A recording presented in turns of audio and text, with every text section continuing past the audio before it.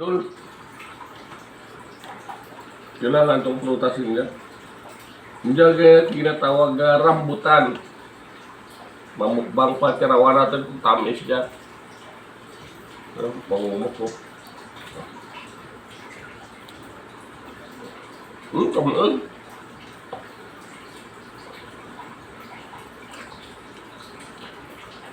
Tamis na gusto niyo.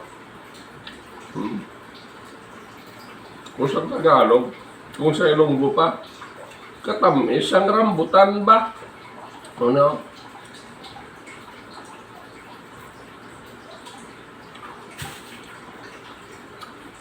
Kung sa Karayaman gani,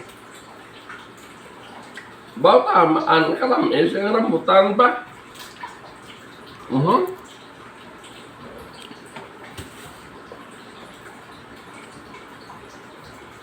Mukbang na karambutan.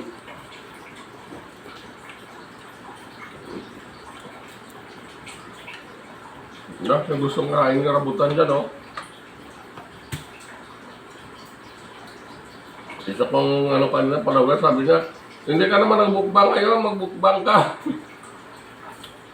Pareho pabiling ka, no?